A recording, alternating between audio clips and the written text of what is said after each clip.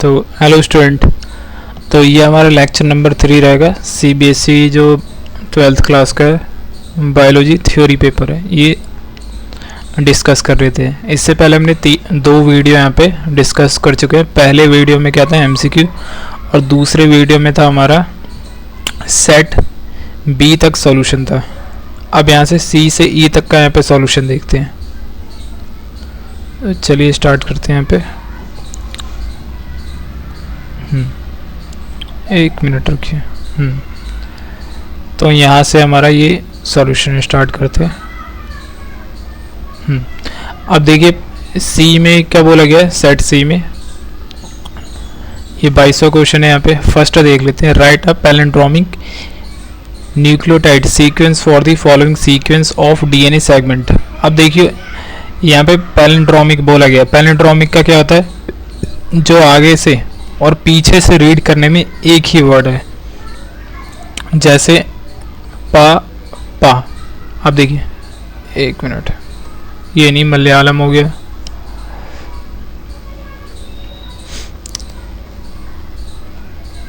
मलयालम। देखिए मलयालम यहाँ से रीड करो या यहाँ से, ये क्या है, पैलिंड्रोमिक सीक्वेंस है। अब देखिए GATTC, अब यहाँ से हमारा क्या है, ऐसे है, तो पीछे से भी यही सेम सीक्वेंस बनना चाहिए। तो 3 प्राइम, इसके लिए हम क्या कर देंगे आगे 3 प्राइम, सी जी की जगह सी आ जाएगा, फिर ए की जगह टी आ जाएगा, फिर टी की जगह ए आ जाएगा, देन जी आ जाएगा लास्ट, फिर 5 प्राइम। समझ आ गया। अब देखिए हमने कहाँ पे क्या रिप्लेस करा है। जैसे जी की जगह हमने रखा यहाँ पे सी, और ए की जगह रखा हमने टी। तो यहाँ पे देखिए रिवर्स भी हो सकता है, वाइस वर्सा। समझ आ गया, यही लेके यहाँ पे चल रहे हैं हम। तो ये हमारा पैलिंड्रोमिक सीक्वेंस बन जाएगा इसका।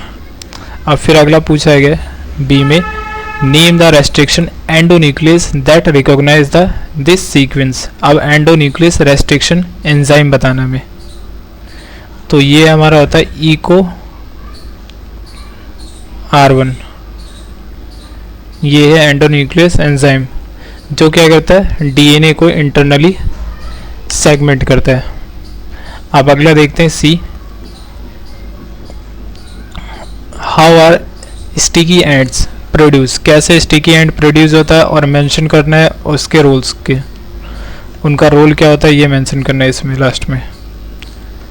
अब देखिए यहाँ पे इसको सॉल्व करते हैं। पहले मैं यहाँ पे लिखे देता हूँ, फिर आपको समझाता हूँ। एक मिनट रुकिए।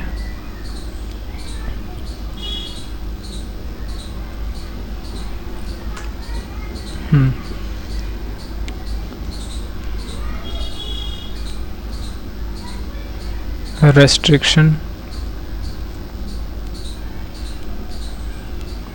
enzyme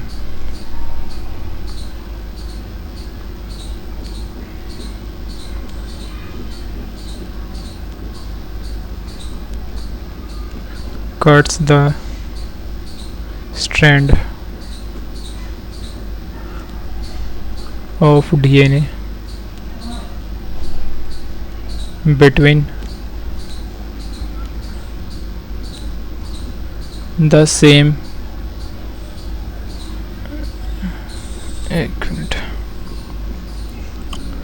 between the same two bases on the opposite strand।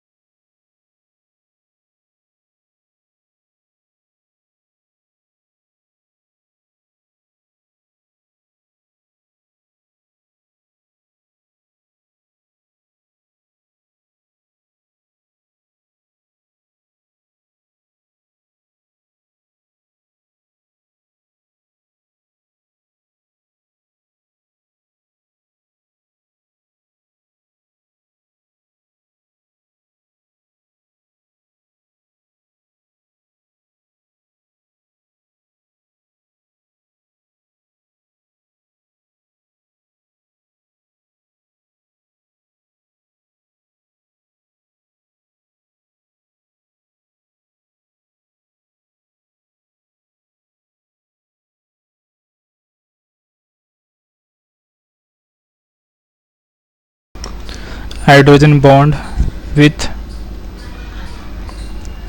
their complementary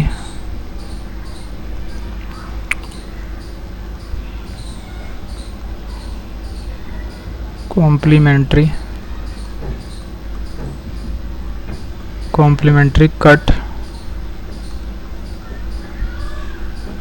counterpart, एक minute, counterpart, they help in joining of vector DNA and foreign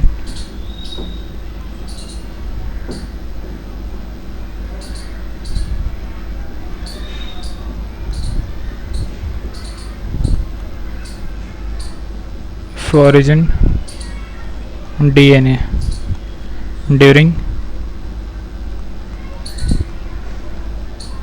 rDNA मतलब recombinant DNA technology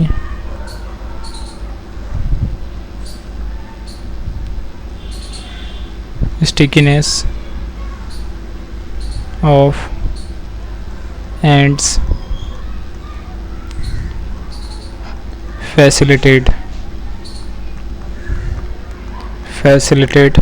the action of enzyme DNA ligase।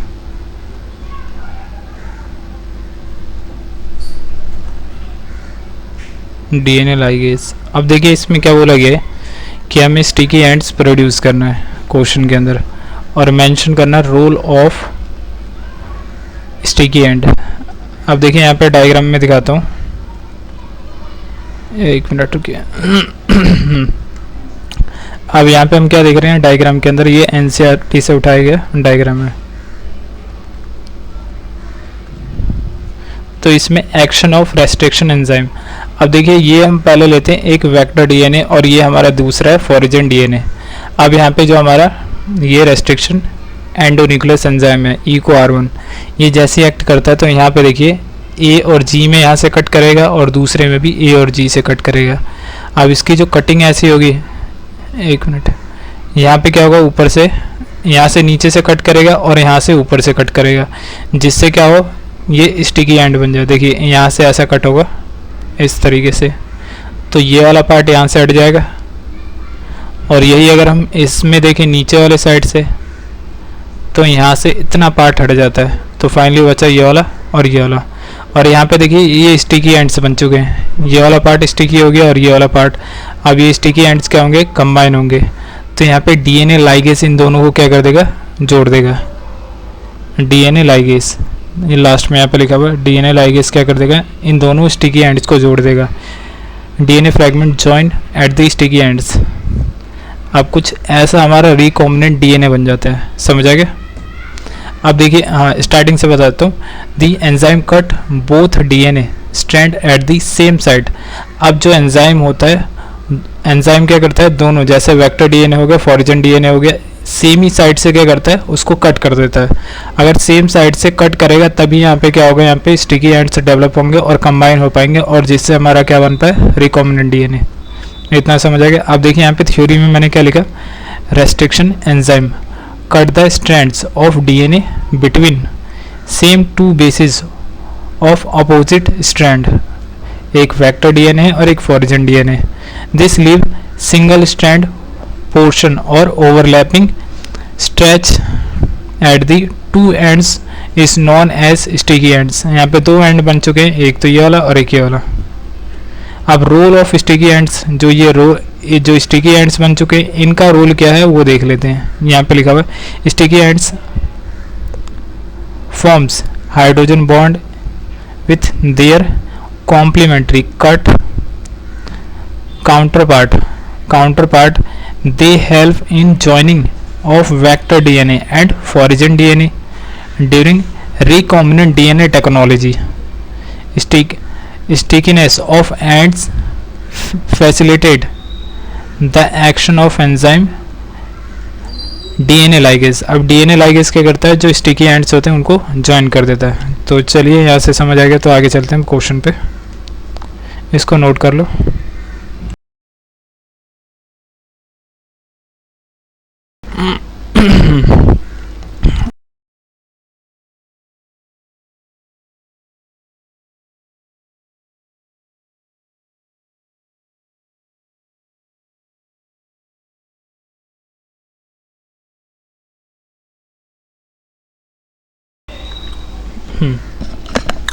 तो देखिए अगले question में क्या बोला गया.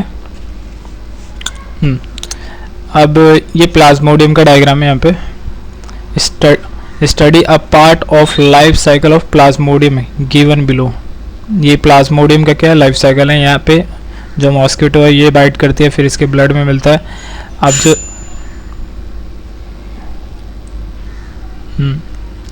अब आगे यहाँ पे देखते हैं. Name the infective stage of plasmodium that is stored in female anopheles mosquito. Female Anopheles mosquito के अंदर जो स्टोर होता है उसका जो इन्फेक्टेड स्टेज है वो बताना है. वो होता है हमारा स्पोरोजोन्स और स्पोरोजोइट्स, ये होता है यहाँ पे. अब बी वाला पार्ट देखते हैं. Where does fertilisation and development of parasite take place. जो पैरासाइट होता है उसका डेवलपमेंट कहाँ पे होता है, तो ये होता है फीमेल के गट के अंदर होता है ये. तो यहाँ पे लिख सकते हो in the gut of the female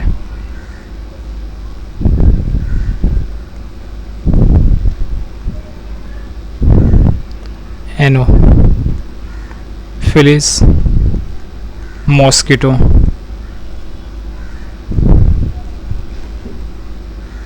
यहाँ पे होता है, ये समझ आ गया.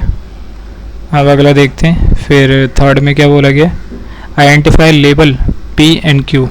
हमें लेवल पी और क्यू का क्या करना है, आइडेंटिफाई करना है. अब देखिए जो क्यू होता है यहाँ पे, ये जो ह्यूमन बॉडी है इसमें मस्कीटो एनोफिलिस मस्कीटो क्या कर रही है, बाइट कर रही है और इसका जो सलाइवा है ये ब्लड स्ट्रीम में मिल गया. तो इसके सलाइवा में क्या होता है, गैमेट्स होते हैं. तो क्यू क्या हो गया हमारा, गैमेट्स हो गया. गैमेटोसाइट्स कह सकते हो, गैमेटोसाइट्स. क्यू गैमेटोसाइट्स हो गए. और जो पी है, पी क्या है, ये फीमेल एनोफिलिस की मस्कीटो की सलाइवा है. सलाइवा या सलेवरी ग्लैंड कह लो, salivary gland of female Anopheles mosquito.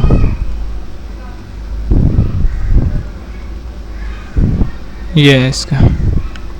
तो देखिए क्वेश्चन क्लियर हो गया. अब आगे चलते हैं. अभी एक और रह रहा है, डी वाला पार्ट. ए हो गया, बी हो गया, सी हो गया. अब डी वाला.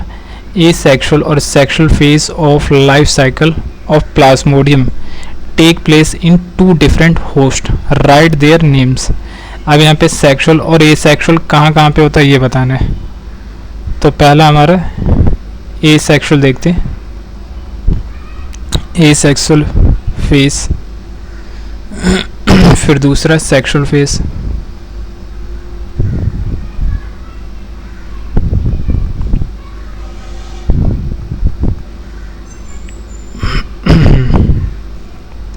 ए सेक्सुअल फेज कहाँ पे होता है, ये ह्यूमन बॉडी के अंदर होता है, ह्यूमन बॉडी. और यही सेक्सुअल देखोगे तो ये मस्कीटो के गट में होता है, या मस्कीटो लिख लो बस. अब नेक्स्ट क्वेश्चन पे चलते हैं. यहाँ पे नोट कर लीजिए जो भी यहाँ पे नोट करना है आपको. अब अगले क्वेश्चन पे चलते हैं। एक मिनट रुकिए।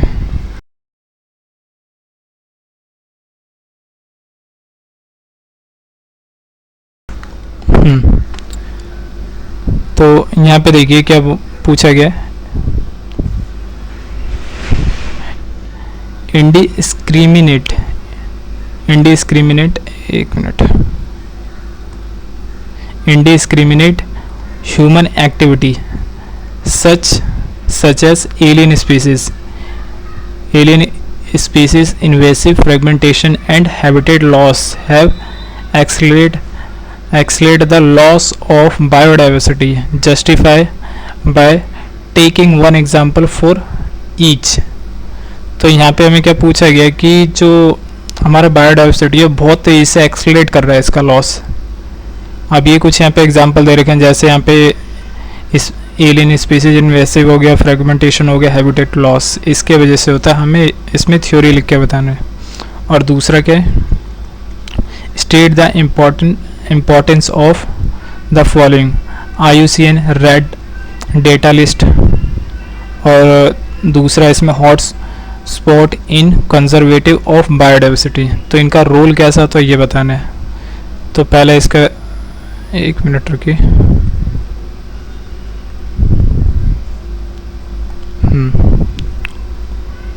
इस पार्ट का ऐसे क्रॉप कर लेते हैं, फिर सॉल्यूशन करते हैं।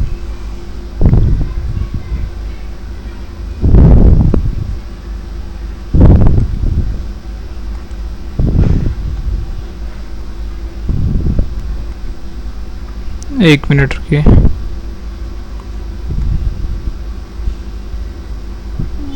Apply to all.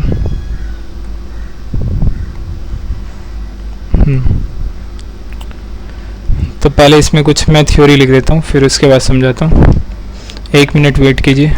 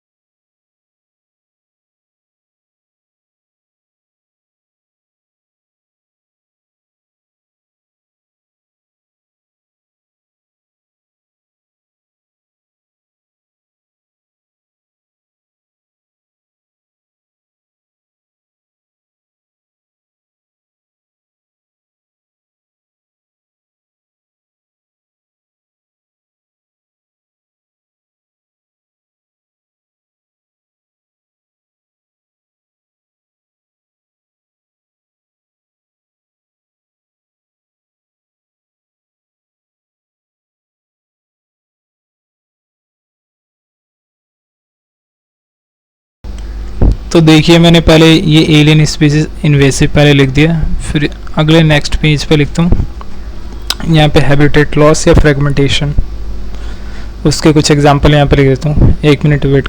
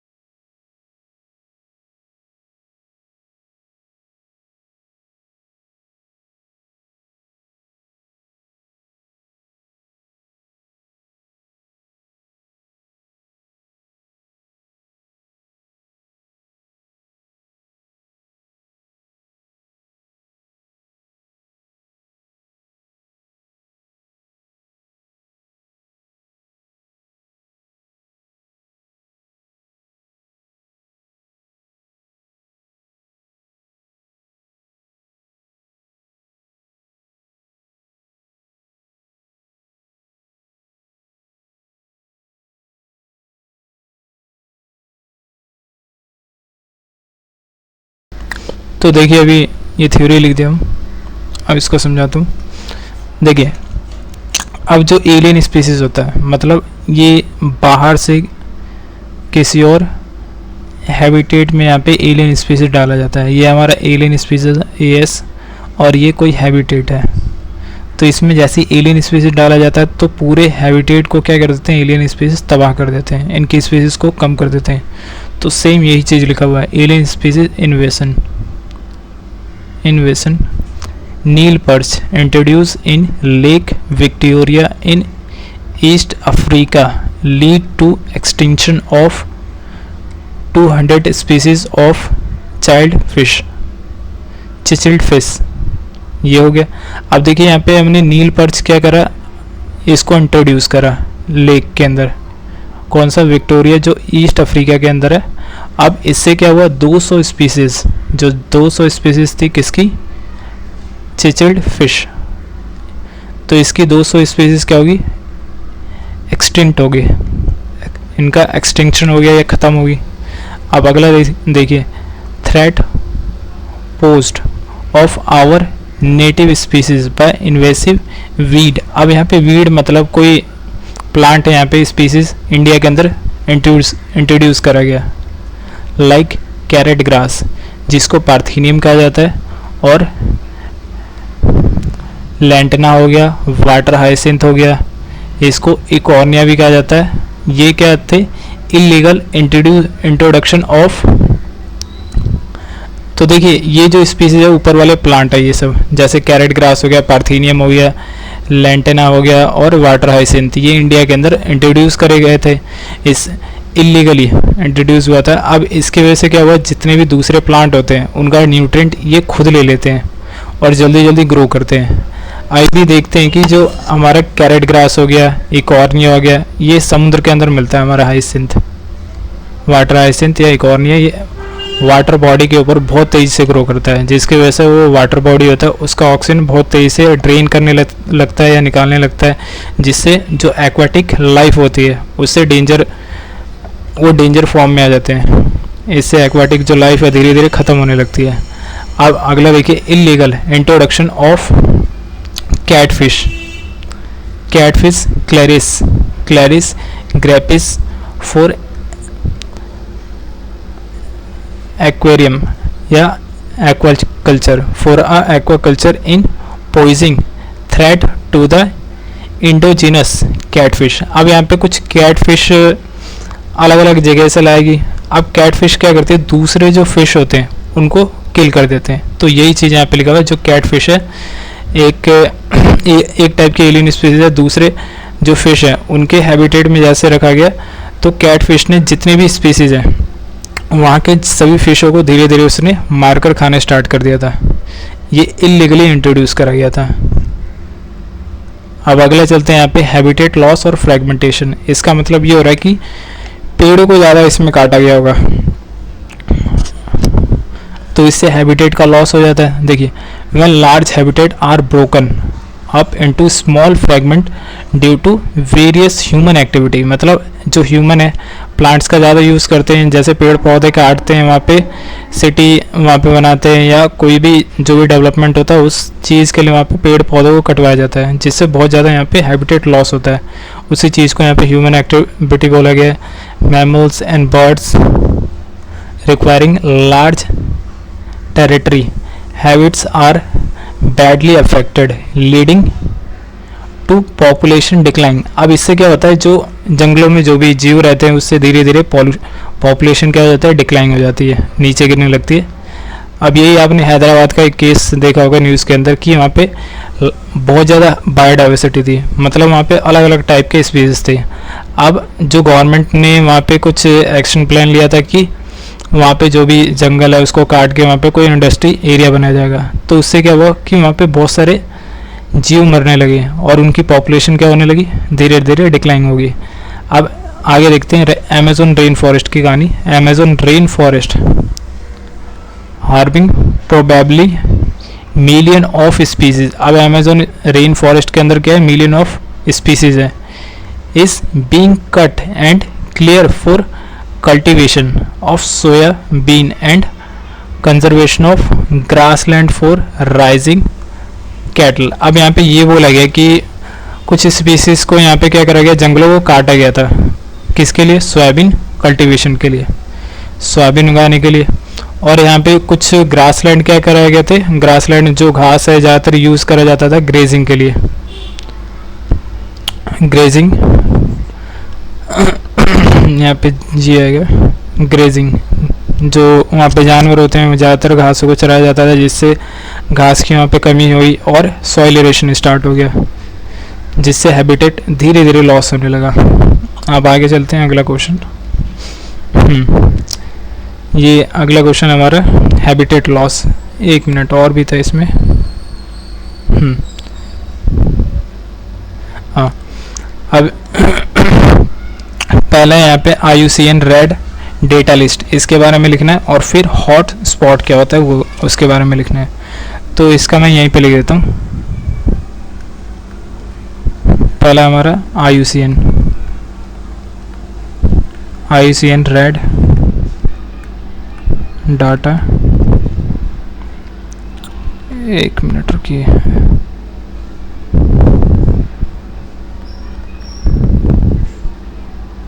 Red data list. इसमें वो स्पीसीज आते हैं जो धीरे धीरे एक्सटिंक्ट होने वाले होते हैं, या उनकी आबादी क्या होने वाली है, ख़त्म होने वाली है। Provides information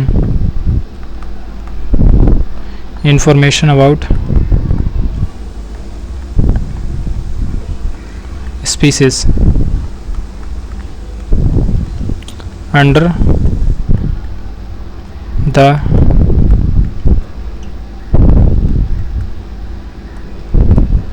threat of extinction. Threat of extinction is to identify and protect species facing a high risk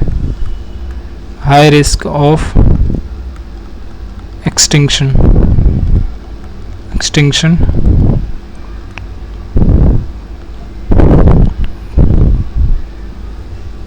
1 minute, high risk of extinction crucial for conservation। तो ये सब क्या होते हैं हमारे रेड, यहाँ पे IUCN रेड डेटा लिस्ट में आते हैं।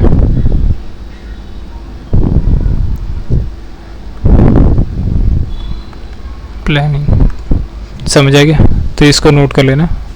और एक और है हमारा हॉटस्पॉट, उसके बारे में भी लिख देता हूँ। हॉटस्पॉट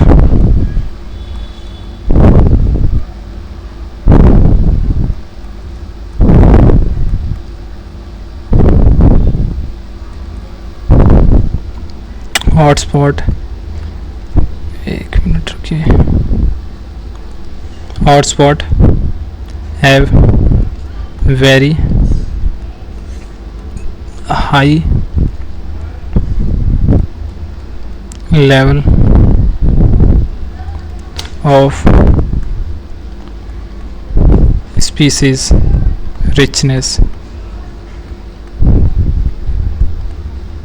richness and high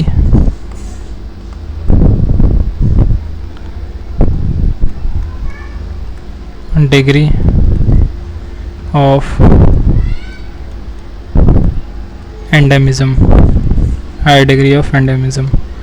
यही समझ आ गया, फिर से समझा देता हूँ। IUCN red list data list में क्या है, प्रोवाइड द इंफॉर्मेशन, ये हमें इंफॉर्मेशन देता है किसकी, स्पीसीज़ की, अंडर दी थ्रेट, जो थ्रेट में हो और एक्सटिंक्ट हो रहे होंगे, is to identify and protect species facing a high risk of extinction, crucial for conservation planning. तो यहाँ पे हम क्या करते हैं, प्लानिंग करते हैं उनको बचाने के लिए। अब हॉटस्पॉट में क्या होता है, ऐसी जगह होती हैं जहाँ पे स्पीसीज़ की जो संख्या होती है बहुत ज़्यादा होती है, तो यहाँ पे have very high level of species richness and high degree of endemism. समझा क्या? अब अगला चलते हैं, नेक्स्ट क्वेश्चन।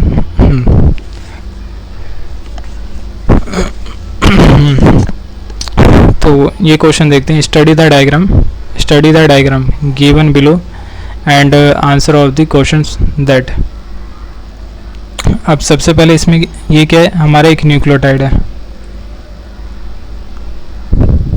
न्यूक्लियोसोम। एक मिनट, पहले इसमें क्या पूछा है, identify the structure show in the above figure. तो ये हमारा एक टाइप का न्यूक्लियोसोम होता है, न्यूक्लियोसोम ये है हमारा। अब फिर हमें आइडेंटिफाई करना लेवल पी और क्यू। पी हमारा होता है डीएनए, इसके चारों तरफ नेगेटिवली चार्ज डीएनए क्या होता है, रैप्ट होता है। ये हो गया हमारा डीएनए।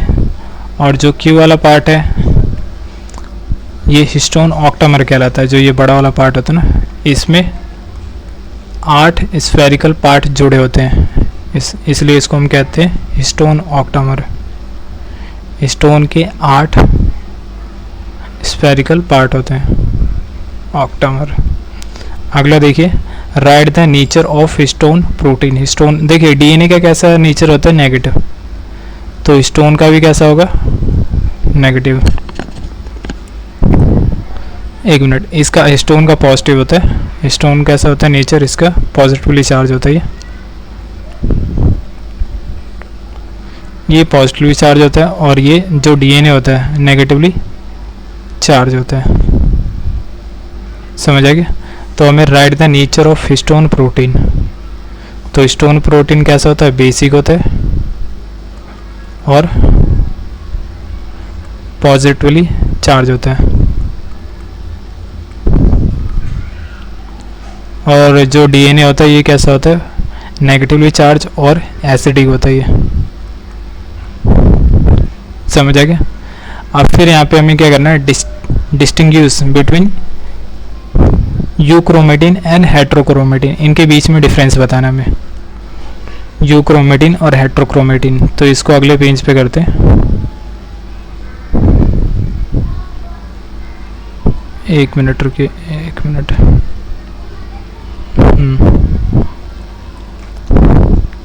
एक मिनट, डिफरेंस बॉक्स बना लेते हैं यहाँ पे।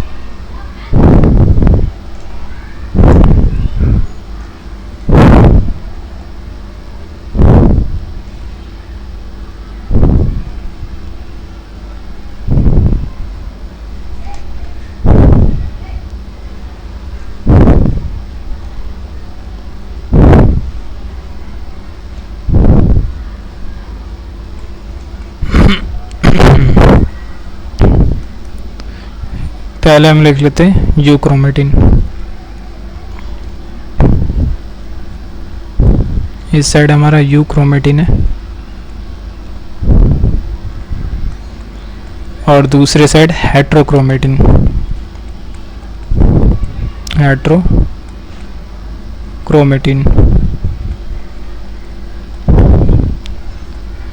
पहला डिफरेंस देखते हैं फर्स्ट। जो यूक्रोमेटिन होता है ये लूजली पैक्ड क्रोमेटिन होता है।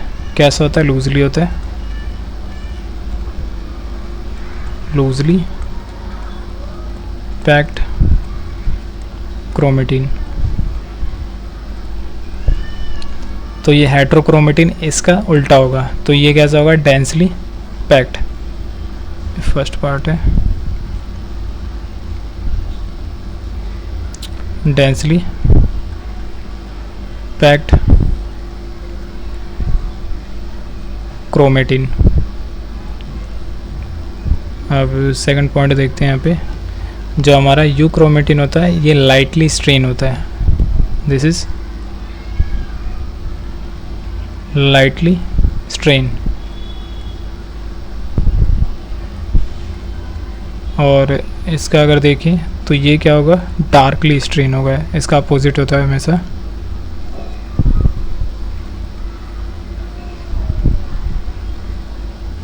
Darkly strain. अगला देखें तो ये जो हमारा यू क्रोमेटिन होता है ये ट्रांसक्रिप्शनली एक्टिव होता है, और दूसरा वाला जो हेट्रोक्रोमेटिन होता है ट्रांसक्रिप्शनली इनएक्टिव होता है। मतलब ये यू क्रोमेटिन क्या होता है, रिएक्टिव होता है, और ये हेट्रोक्रोमेटिन क्या होता है, नॉन रिएक्टिव होता है। ट्रांसक्रिप्शनली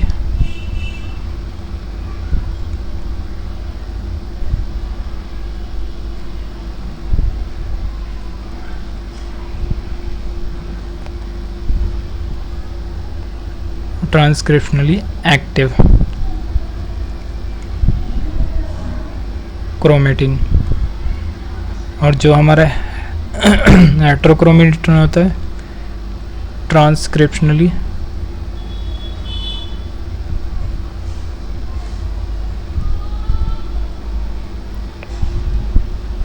इनएक्टिव होता है। इनएक्टिव क्रोमेटिन होता है। इतना समझ आ गया। अब आगे चलते हैं। तो ये भी हमारा 25 क्वेश्चन नंबर हो गया। देख लीजिए, यहाँ से स्क्रीनशॉट लीजिए अगर कुछ भी नोट करना है तो, और फिर इसका अब आगे चलते हैं।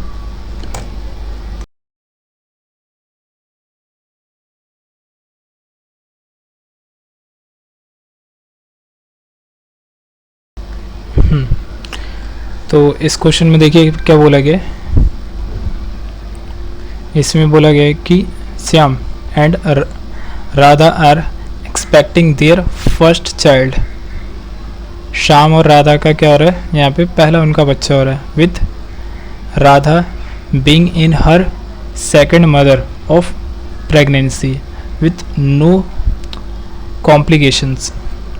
Shyam's family has history of cystic fibrosis. जो शाम्स की फैमिली है उनके फैमिली में क्या एक बीमारी है, cystic fibrosis. While Radha's families history of down syndrome. जो राधा की फैमिली है वो किससे, डाउन सिंड्रोम। अब देखिए यहाँ पे एक श्याम है और ये राधा। अब इन दोनों की शादी होती है तो इनका एक बच्चा, फर्स्ट जो चाइल्ड है वो यहाँ पे बर्थ लेता है।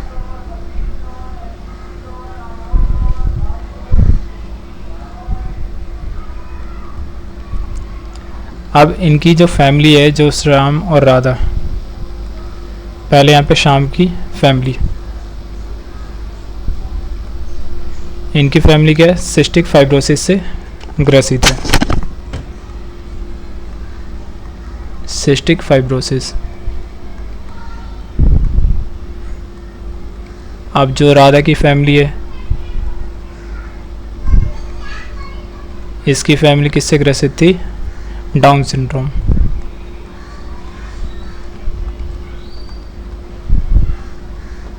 इससे ग्रसित है। अब देखिए यहाँ पे तो फर्स्ट चाइल्ड इनका क्या होता है, नॉर्मल होता है। अब जैसे ही सेकंड चाइल्ड आता है, सेकंड चाइल्ड, तो इसमें से कॉम्प्लिकेशन ना हो, इसका पता लगाने के लिए हमें क्या करना होगा, नो कॉम्प्लिकेशन। नो कॉम्प्लिकेशन, इस बच्चे में कोई कॉम्प्लिकेशन ना हो। तो इसके लिए देखिए यहाँ पे फिर leading to conserve that baby may have one of these condition. तो कौन सी कंडीशन इसमें आ सकती है वो हमें पता लगाना है।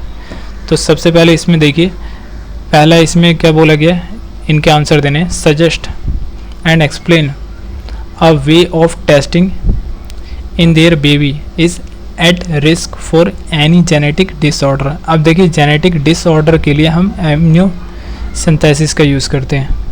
कौन सा टेस्ट होता है, एमनियो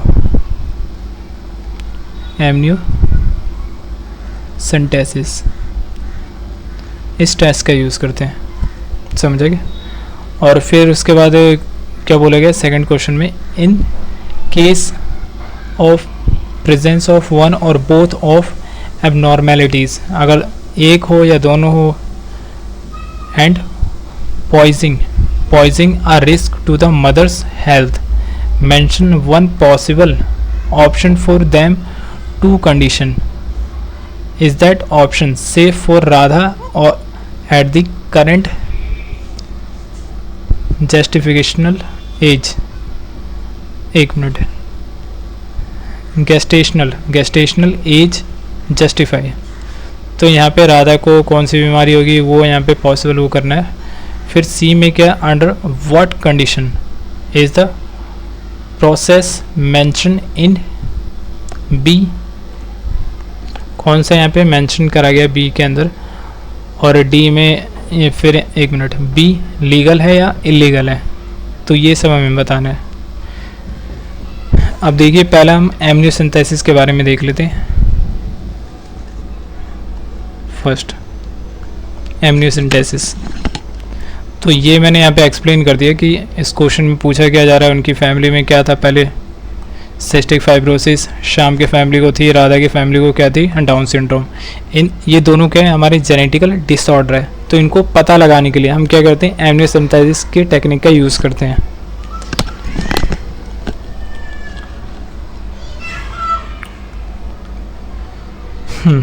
एक मिनट रुकिए.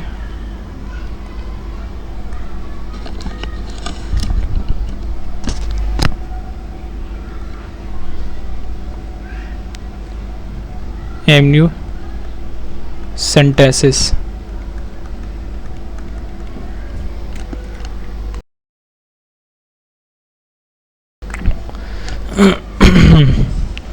इसमें हम क्या करते हैं, जो बेबी होता है, जैसे माँ का ये गर्भ है, इसमें जो बच्चा होता है ये, अब यहाँ से हम क्या करते हैं, कुछ फ्लूइड होता है, वो एमनियोटिक फ्लूइड होता है, उसको हम बाहर निकालते हैं. अब उसमें देखते हैं कि कौन से क्रोमोसोम के यहाँ पे कॉम्बिनेशन है, तो इसके अकॉर्डिंग हम डाउन सिंड्रोम और जो सिस्टिक फाइब्रोसिस है उस बीमारी का पता लगा लेते हैं. समझ आएगा, जो भी जेनेटिक डिसऑर्डर होता है. तो यहाँ पे ये लिखने वाला हूँ, एक minute.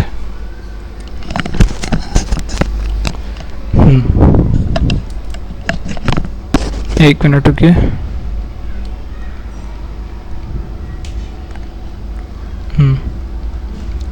In amniocentesis,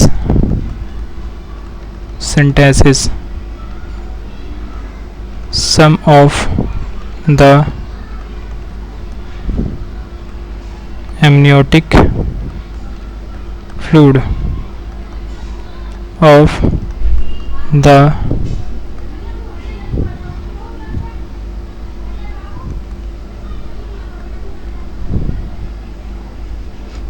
developing embryo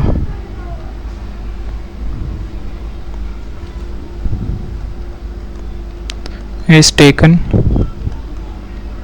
to analyze the fetal cells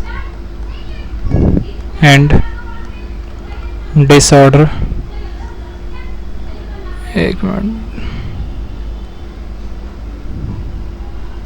dissolved substances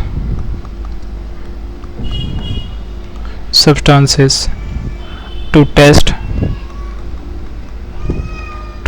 the presence of genetic disorder. Genetic disorder का पता लगाने के लिए. समझ आ गया. तो यहाँ पे एमनियोसिंथेसिस का मैंने जो भी डेफिनेशन होता है वो सब यहाँ पे लिख दिया. तो एक बार समझ लेते हैं. इन एमनियोसिंथेसिस ये सम लिखा, सम ऑफ द एमनियोटिक फ्लूइड, हम जो माताओं का जो गर्भ होता है उसमें जो बेबी होता है, तो इसके चारों तरफ क्या होता है, ये एमनियोटिक फ्लूइड होता है.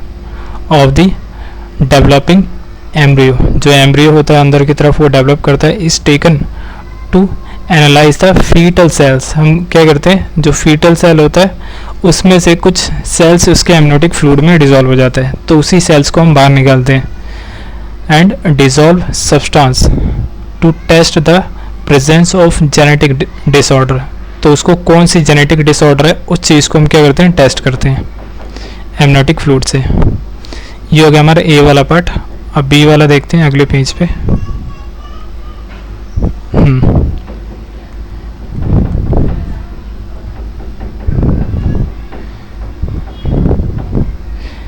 अब देखिए जो लीगल चीज़ें होती हैं जैसे MTP, medical termination of pregnancy, इसको शॉर्ट फॉर्म में बोलते हैं एमटीपी। यस, इसका यूज़ करा जाता है, ये लीगल होता है और कहीं कहीं इलीगल होता है। यहाँ पे इलीगल बोला गया ना, एक मिनट, इलीगल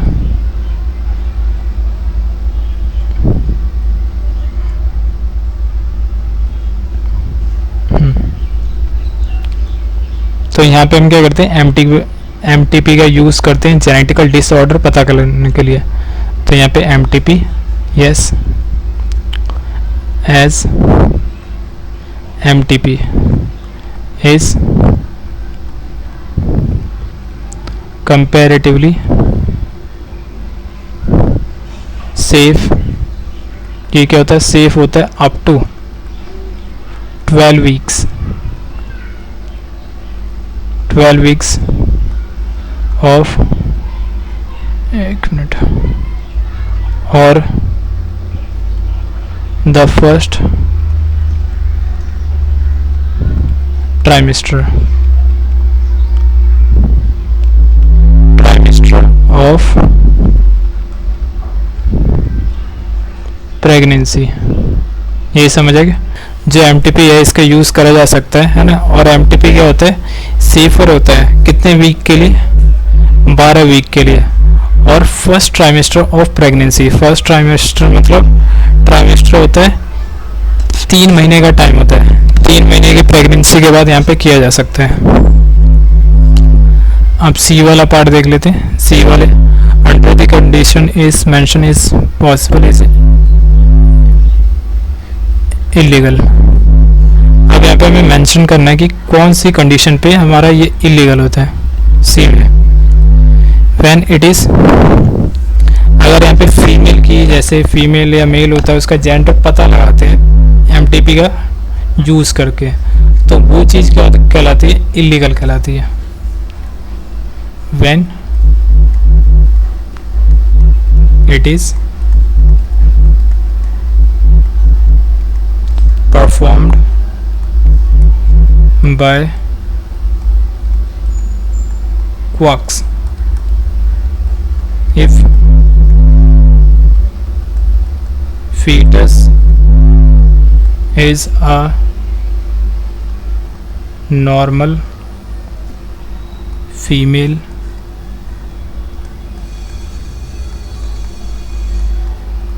followed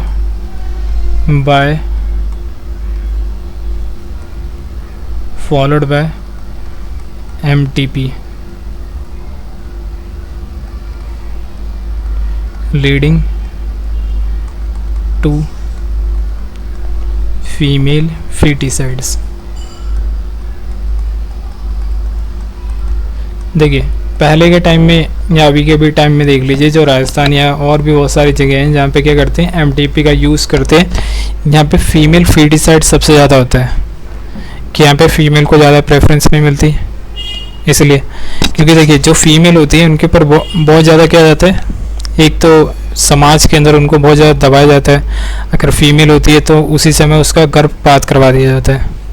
तो ये सब यहाँ पे एमटीपी क्या होता है, इन चीज़ों को करने के लिए इलीगल होता है, समझ आ गया। तो ये ज़्यादातर राजस्थान और भी बहुत सारी जगह हैं वहाँ पे देखा जाता है ये।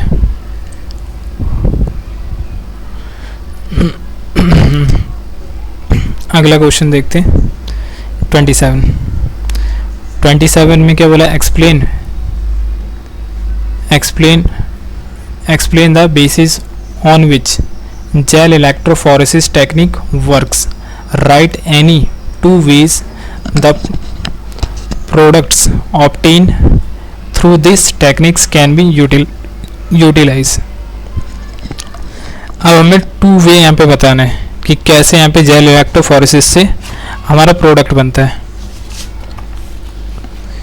तो पहले देखिए, जो हमारा जेल इलेक्ट्रोफोरेसिस होता है, एक नेगेटिवली एक हम प्लेट बनाते हैं और जो डीएनए होता है उसके फ्रैगमेंट काट देते हैं। डीएनए फ्रैगमेंट कैसा होता है, नेगेटिवली चार्ज होता है।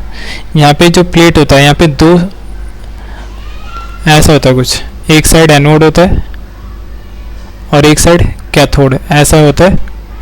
अब जो डीएनए होता है नेगेटिवली चार्ज होता है, तो नेगेटिवली चार्ज क्या करेगा, पॉजिटिवली चार्ज की तरफ अट्रैक्ट करेगा।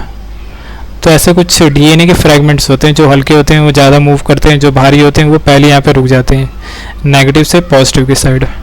समझ आ गया? अब देखिए यहाँ पे लिख देता हूँ पहले,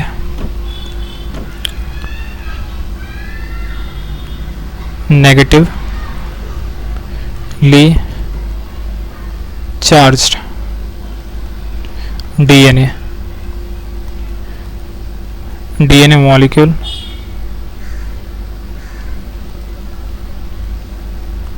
molecules move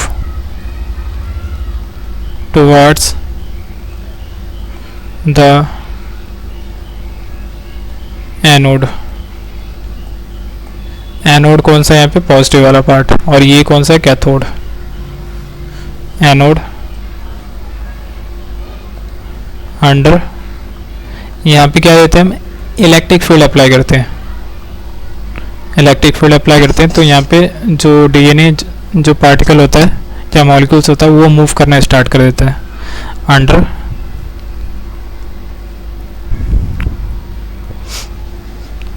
electric field through a medium और मैट्रिक्स, इसको मैट्रिक्स भी कह सकते हैं। DNA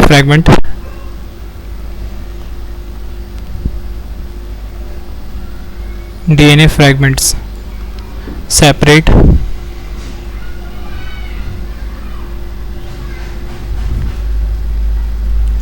according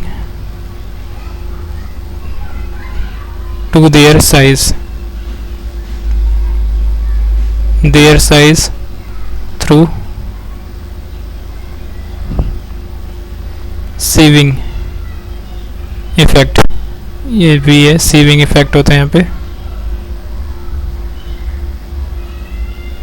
sieving effect. Small sized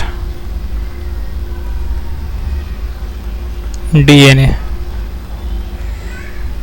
fragments move faster. देखिए यही मैंने बताया था, जो स्मॉल जो डीएनए फ्रैगमेंट होगा वो ज़्यादा जल्दी मूव करेगा, क्योंकि उसका वेट भी क्या होता है, हल्का हो जाता है, इसलिए। और इसमें अगला देखें तो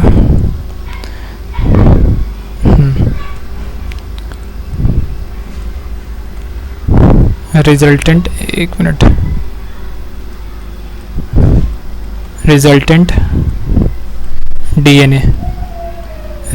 डीएनए fragment can be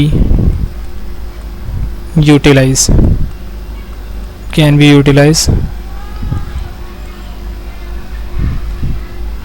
पहला फॉर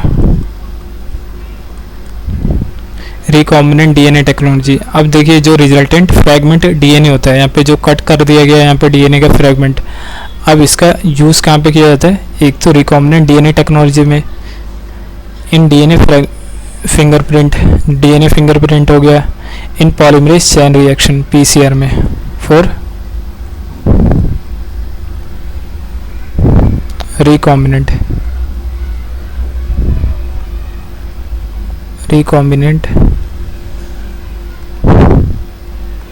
डीएनए,